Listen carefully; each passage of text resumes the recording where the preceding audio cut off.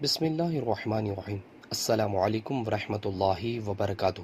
رسول اللہ صلی اللہ علیہ وسلم نے فرمایا، روزانہ انسان کے ہر ایک جوڑ پر صدقہ لازم ہے، اور اگر کوئی شخص کسی کی سواری میں مدد کرے کہ اس کو سہارا دے کر اس کی سواری میں سوار کرا دے یا اس کا سامان اس پر اٹھا کر رکھ دے تو یہ بھی صدقہ ہے۔ اچھا اور پاک لفظ بھی زبان سے نکالنا صدقہ ہے۔ ہر قدم جو نماز کے لیے اٹھتا ہے وہ بھی صدقہ ہے، اور کسی مسافر کو راستہ بتا دینا بھی صدقہ ہے۔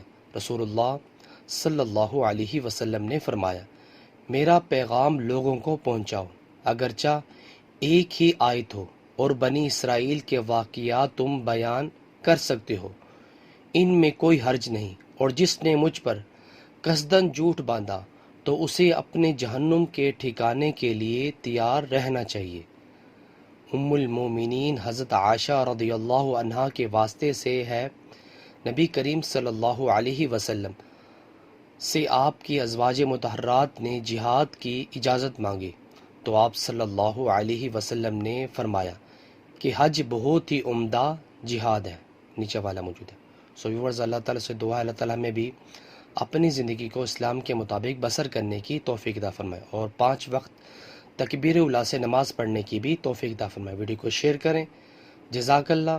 السلام علیکم ورحمۃ اللہ وبرکاتہ۔